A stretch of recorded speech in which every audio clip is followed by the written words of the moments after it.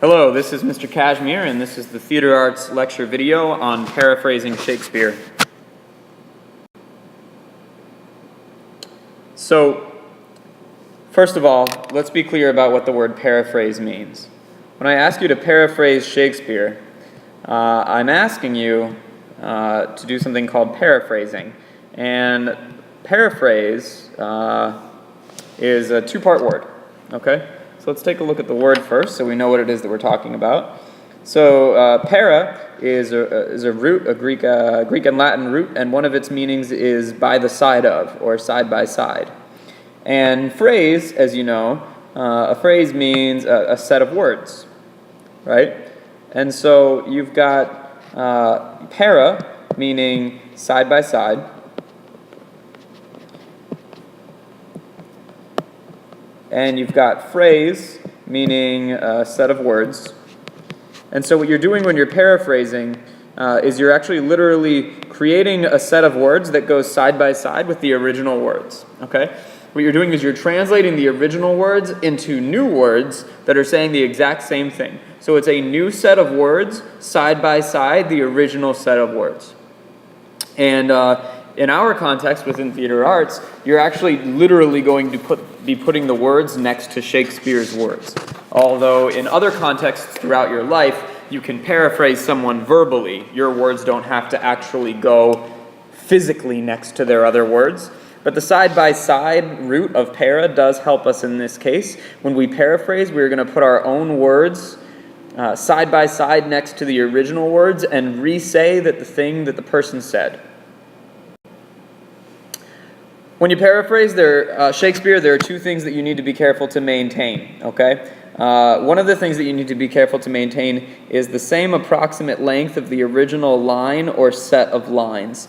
In other words, if you're paraphrasing a line of Hamlet or a monologue of Hamlet's that's, say, 5 lines long, and it has, let's say, 40 words in it, your paraphrase should be roughly 5 lines long and should have roughly 40 words in it, okay? So you're not contracting, you're not summarizing, you're not distilling it down into its most important element, you're not elaborating. Your paraphrase should be neither much longer nor much shorter than the original lines. It should be the same approximate length of the original line or set of lines. The other thing is that you need to make sure when you're paraphrasing, you need to make sure that you have the same meaning, the same intent, and the same tone. Meaning, aka the words literally mean the same thing. They have the same definition. You're saying the same thing. Intent and tone, meaning that you are maintaining what the character was setting out to do and the tone that they set out with, the emotion in their voice. So you can't paraphrase a really earnest, sincere line in a sarcastic way. You have to keep the meaning, the intent, and the tone identical.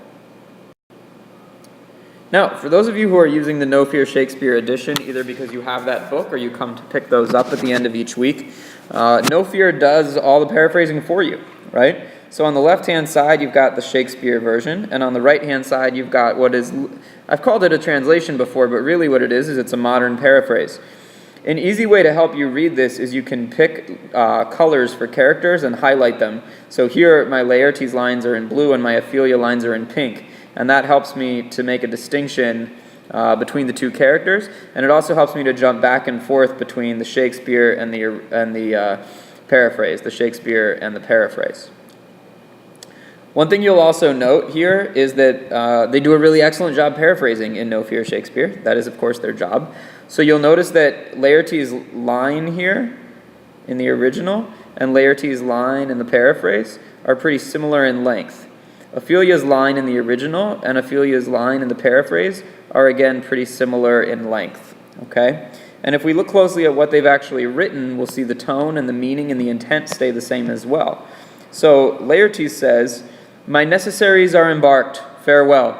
And sister, as the winds give benefit and convey his assistant, do not sleep, but let me hear from you." And Ophelia says, "Do you doubt that?"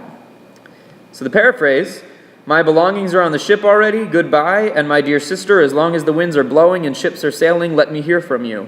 Right." Ophelia says, "Do you doubt? All right." Okay. So just looking at those first 2 lines, we can see that they've done a really excellent job. And you can actually literally look and say, my necessaries are embarked. Where do they say that? They say that here. My belongings are on the ship already. Then he says, farewell. How do they paraphrase it? They paraphrase it with goodbye. Then he says, and sister, as the winds give benefit and convey as assistant, do not sleep, but let me hear from you. And then they go ahead and they paraphrase that by saying, and my dear sister, as long as the winds are blowing and ships are sailing, let me hear from you. Right. Ophelia says, do you doubt that? Ophelia says, do you doubt? All right. So, they've maintained the length, they've maintained the meaning, they've maintained the intent and the tone. Now, even though you do have that paraphrase at your disposal, one thing that you will be asked to do in this class is paraphrase Shakespeare on your own. So when you don't have the no fear in front of you, how do you paraphrase?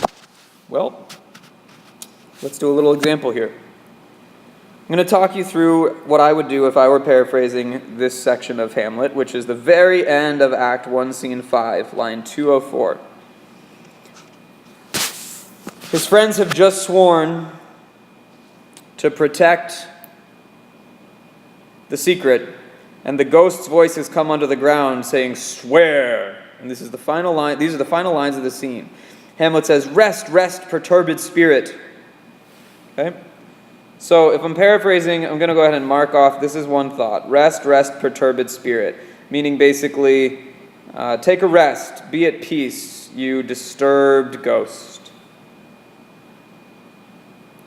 If I don't know what perturbed means, I look it up. I go to the Shakespeare glossary, or I go to the Shakespeare lexicon, or I go to a dictionary, or I ask a friend.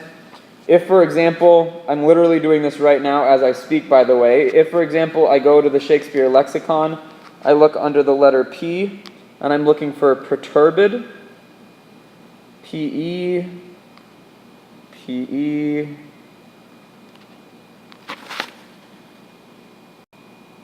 Okay, and I found it, and it means disquieted. So made not quiet. So disturbed. Unquieted, disquieted. So gentlemen, with all my love I do commend me to you. All right? So gentlemen, with all my love I do commend me to you. And what so poor a man as Hamlet is may do to express his love and friending to you, God willing shall not lack. All right, so that whole thing is one long thought. You can normally tell when thoughts start and end more or less by the actual sentences themselves. So I'm going to mark this off in orange, this thought. And basically what he's saying here, okay, gentlemen, with all my love I do commend me to you, and what so poor a man as Hamlet is may do to express his love and friending to you, God willing shall not lack. Okay, so, you wonderful men, I give you all of my love and all of my thanks, and allow me to humbly express my love and to be your friend and do anything that it is that I can do for you.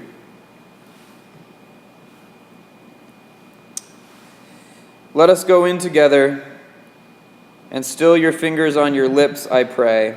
All right, so basically let's go back inside the castle and still your fingers on your lips. So I picture him literally putting his finger across his lips saying, be quiet, keep this a secret, keep quiet. The time is out of joint. So I know that if my knee is out of joint, that means it's screwed up, it's messed up, it's not where it's supposed to be. So the time is out of joint. So this is a messed up time. This is a messed up world. This is a screwed up time. O cursed spite that ever I was born to set it right. In other words, oh, this sucks that I'm the one that was born to make this right. This sucks that I'm the one that has to fix it. Nay, come, let's go together. All right. Nay, come, let's go together. So, no, come on, let's get inside. Okay? So, here's my paraphrase then. I just talked you through my thought process, and here's the final result. I turned rest, rest, perturbed spirit into be at peace, disturbed ghost. I turn so, gentlemen, with all my love I do commend me to you, and what so poor a man as Hamlet is may do to express his love and friending to you, God willing shall not lack, into, okay, good man, I give you all my love and humbly thank you as best I can. You'll have all I can offer. I turned let us go in together and still your fingers on your lips, I pray, into let's get back to the castle, but please be quiet about this. I turned the time is out of joint into this is a messed up time. I turned, "O cursed spite, that ever I was born to set it right," into, "I lament the horrible fact that I have to fix this." And I turned, "Nay, come, let's go together," into, "Never mind, come on, let's go." You'll notice the lengths are very similar, the meaning is very similar, the intent is very similar, and the tone is very similar.